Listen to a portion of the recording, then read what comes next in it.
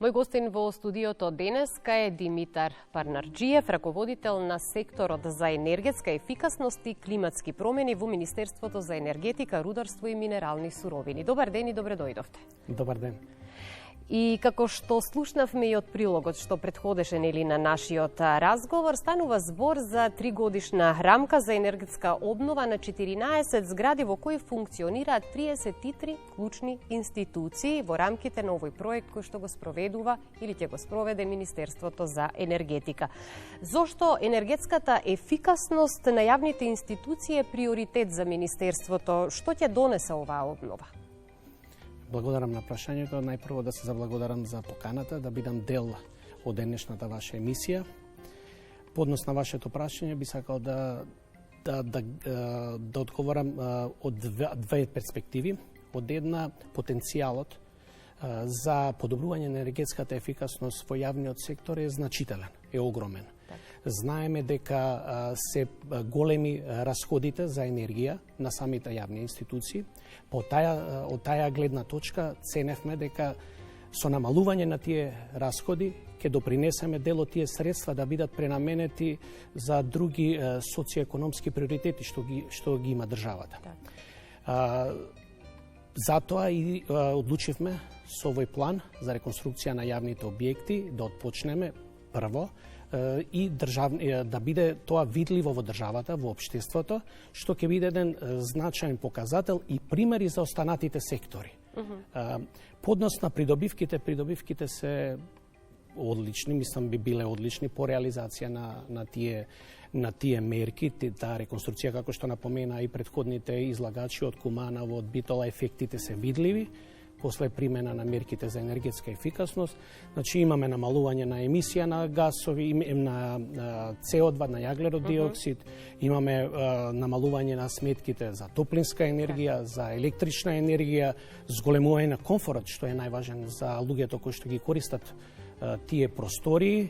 Воедно ќе се зголеми, да речам, и отпорноста на отпорноста на објектите кон климатските промени, со што ќе се сочува историската вредност на објектите. Значи, придобивките се во секој случај повеќе од неопходни, а и важни за секој од јавните институции во иднина.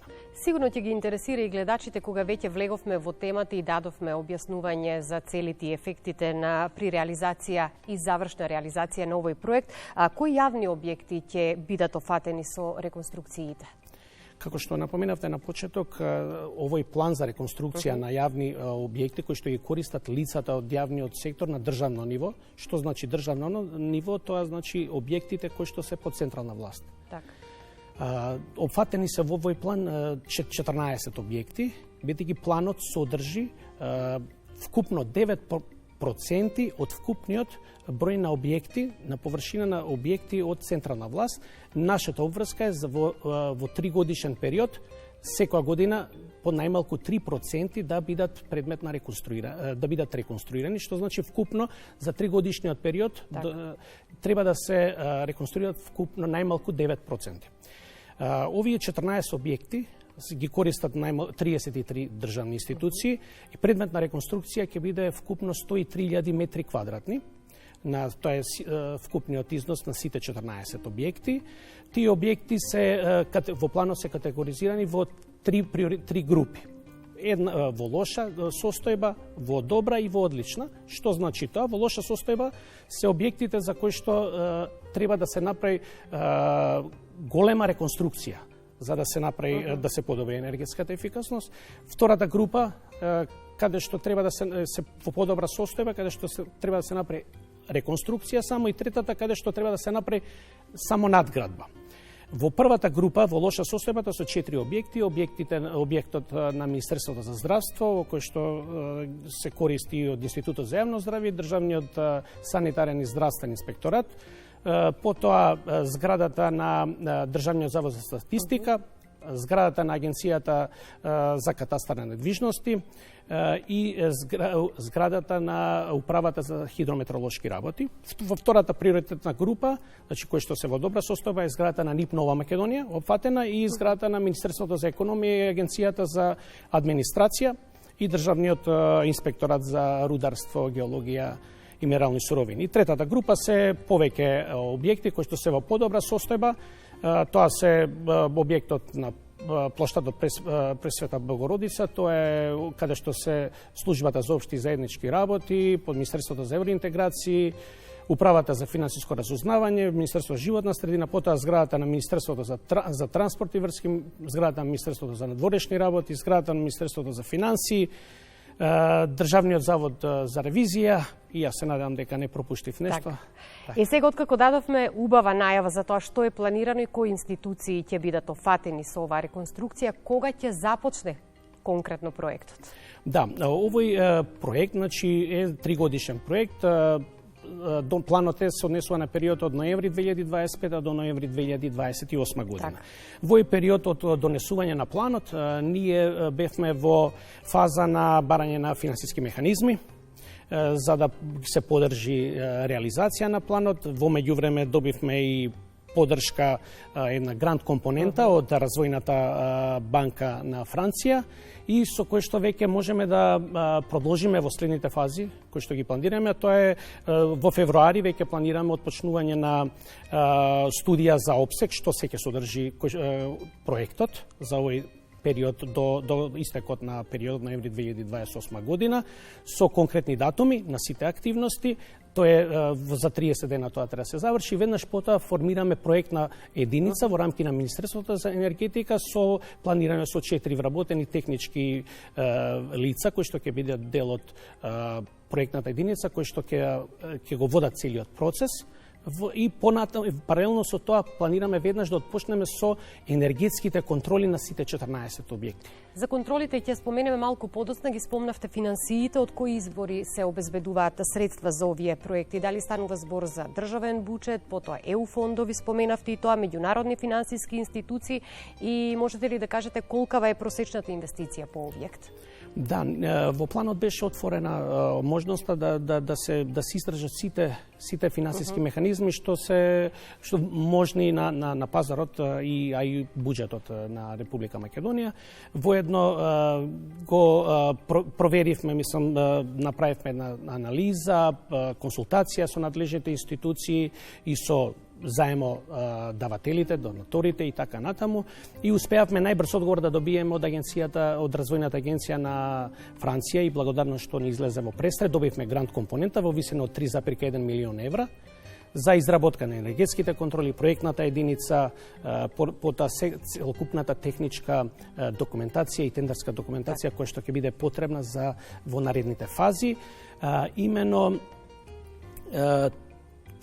висината индикативно во планот, финансискиот план, во планот за реконструкција, индикативно е дека планот ќе чини 11,11 милиони евра. Меѓутоа, по завршувањето и реализацијата на енергетските контроли, значи на самите згради, во која што ќе се дефинира точната моментална состојба на зградите и ќе се предложат мерки за нејзино подобрување, ќе се знае точната финансиска проекција на целиот план за реализација. Во претходните прилози линковско јавување слушнавме и видовме што работат на планот на енергетската ефикасност на јавните институции во општините, па затоа би сакала малку да се осврнеме на работата на општините.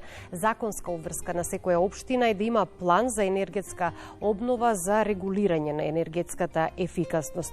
Која е обврската на општините согласно законската регулатива? Согласно законската регулатива, односно согласно Законот за енергетска ефикасност, локалната самоуправа, општините се должни да изготват програма за енергетска ефикасност, кој што го носат единиците на локалната самоуправа. Тој план е 3-годишен план. Во него се предвидени треба да бидат инвестициски проекти со кои што ќе допринесат да се подобри енергетската ефикасност во рамки на нивните општини. Има, како што напомена и претходните излагачи, дека општините Куманово и Битола се доста активни на тоа поле и ги поздравувам нивните резултати, само да продолжат така. Меѓутоа би сакал да нагласам во тој формата и содржината на програмата што треба да донесат. Ние донесовме правилник во ноември месец и веднаш по донесувањето на тој правилник ние организиравме 3 обуки во планските региони во кои што беа опфатени сите општини од Република Македонија.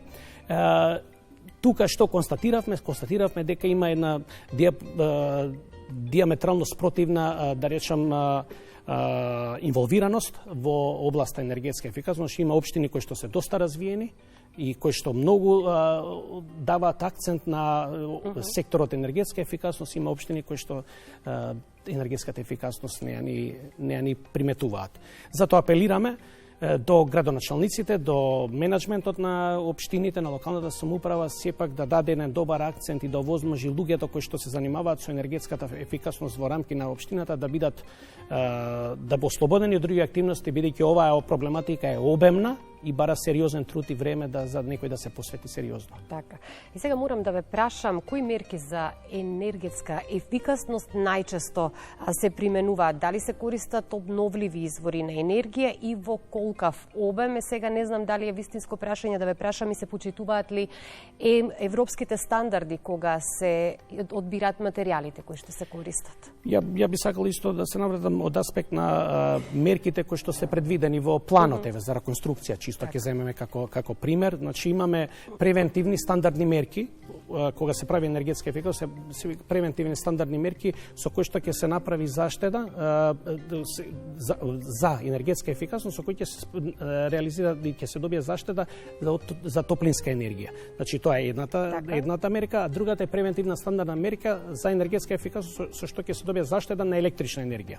Од аспект на мерките за топлинска енергија, тоа се мерки кои што влијаат на, мерки поврзани со изолација на обвивката на објектите. Значи тука станува збор за изолација на горешните ѕидови, потоа замена на прозорци, врати, исто така за заштита на топлинската енергија спаѓа и воведување на автоматска контрола на топлотните на подстаниците за спроведување на топлинска енергија, потоа надградба на грејењето, на системите за грејење и така натаму. Од аспект на заштита за електрична енергија, тука е влијаат подобрувањето може да се придонесе во мерката подобрување на осветлување, потоа да замена или надградба на постојните пумпи за топла вода, исто така, како што напоменавте, обновливите извори, значи може да се инсталираат сончеви колектори, значи сончеви грејачи на вода, исто така и фотоволтаици на кровните конструкции. Значи тие се мерки кои што се стандардни и кои што ние стежнееме да се применуваат. А согласно последната измена, би сакал да дополнам, измена на Законот за енергетска ефикасност, ние во нашиот закон вметнавме на еден дел каде што сега доколку се градат јавни објекти, мора да бидат задолжителни со соларни системи. Така. Тоа е многу значајно што и во наредниот период сите реконструкции кои што ќе се прават и ќе се реализираат, мора да вклучуваат и енергетска ефикасност, кон тоа треба да се стремиме. Говоревте за ефектите и придобивките, се намалуваат трошоците за енергија по реконструкција, исто така позитивни се и ефектите врз квалитетот на условите за работа и престој на граѓаните, квалитетот на воздухот. Овие проекти секако придонесуваат за намалување на емисиите на CO2. Меѓутоа, ајде да проговориме малку за контролата и транспарентноста. Кој врши надзор и следење на реализација на проектите или кој ќе врши и што ако проектот не ги исполни предвидените цели? Предвидено е во рамки на планот за реконструкција да се формира, и сега ние го формираме, надзорен одбор за следење на реализација на активностите предвидени во планот. Тој надзорен одбор ќе председава Министерството за енергетика, суровини, рударство и минерални суровини, а членови во надзорниот одбор ќе бидат номинирани представници на сите институции кои што се дел од планот, значи чии објекти ќе подлежат на реконструкција. Значи, целиот тој процес ќе биде транспарентен. Надзорниот одбор ќе има задача да ги следи активностите што ќе ги спроведуваат и ќе ги коригира активностите доколку има потреба проектната единица во рамки на Министерството за енергетика, чија што примарна работа ќе биде реализација на активностите предвидени со планот. Така да ние целиме дека системот ќе биде доста транспарентен и сите институции ќе дадат директен импакт во самиот процес. Значи, очекуваме дека сите забелешки и така натаму, заеднички дека ги согледуваме, ќе ги надминуваме и се надам дека нема да имаме проблеми. По однос на вашето прашање дали е доколку некој проект не ги исполнува условите, ние имам предвидените цели, ние имаме на крај на проектот, пред да добие употребна дозвола, самиот објект кој што е предмет на реконструкција, тој треба инвеститорот е должен да достави сертификат до нас, сертификат за енергетски карактеристики на зградите. Во тој сертификат е точно наведено која енергетска класа е веќе изградениот објект. Значи, по реконструкцијата, точно е наведено која е потрошувачката на примарна на финална енергија на самиот објект, колку е емисијата на CO2 на годишно ниво, сите топлински коефициенти, значи коефициенти за топлински пренос на самите објекти, значи ќе имаме една чиста слика што добиваме на крај од проектот. Цениме дека тоа не е возможно да не успее, бидејќи во Македонија за реконструкција треба да има енергетската класа најмалку D, а за новите изградени објекти енергетската класа C. Значи, нешто што веќе како што напоменавте на претходното прашање, може и не одговорив, материјалите кои што се денеска користат се со високи коефициенти на пренос на топлина, се и европски добри материјали, така да очекуваме дека целите ќе бидат постигнати. Од сето ова што го кажавте, се е подготвено за реализација на овој проект, само потребен е почеток на реализацијата, се надеваме успешно. Сега да не ве прашувам на крајот разговорот кои се следните чекори на Министерството во делот на енергетската ефикасност и дали се планира проширување на други јавни објекти, затоа што за овој 3-годишен период ќе ги следиме етапите на реализација на проектот, па ќе имаме информации нели како тече реализацијата. Но би сакала на самиот крај од разговорот кратко да упатиме еден апел до општините, до локалните самоуправи, како и дали е потребно повеќе да се посветат кон енергетската ефикасност на јавните објекти, но и на стамбените објекти, објектите за домување. Секако дека е потребно. Ние имаме директни контакти со представници на општините, сме во контакт со дел од нив, бараат сугестии, насоки за и поддршка за одредени проекти. Како што напоменав претходно, дел од општините на вистина интензивно работат во таа проблематика и се за поздравување, така се надевам дека и во иднина така ќе продолжат. Има простор секогаш за подобрување, така енергетската ефикасност е област која што нуди, а и има потреба постојано да се презема или да се надоградуваат сите објекти со некои по-енергетски ефикасни мерки и така натаму. Јас би рекла пред се да се искористи можноста за искористување на обновливите извори на енергија кои што ги имаме како можност во земјава. Па се надеваме дека ќе пристапат кон тоа, така да и граѓаните да имат бенефит директен од самото тоа, да се понудат проекти кои што не ќе бидат само проекти за јавните објекти, за државните објекти, туку сепак и за граѓанскиот сектор. Ние како извинете што прекинувам, ние како министерство имавме во иницијална фаза еден проект кој што веќе почнуваме да го развиваме, кој што се однесува на енергетска ефикасност за стамбените згради, поврзани сега во прва фаза на централно грејење, гледаме со тоа ќе се планира да се понуди на граѓаните еден вид пакет на мерка што стамбените објекти би ги добиле од аспект на енергетска ефикасност, а сепак би имале од друга страна и некој вид на субвенција од страна на државата. Тоа е во една иницијална фаза, се надам дека во иднина ќе успееме малку да го доработиме и да обезбедиме финансиски механизми за да биде субвенцијата што е можно и повисока и поатрактивна за сите од граѓаните. Ете одлична тема за следно ваше гостување во програма на градот. Ви благодарам многу за гостувањето денеска. Ви благодарам и на вас.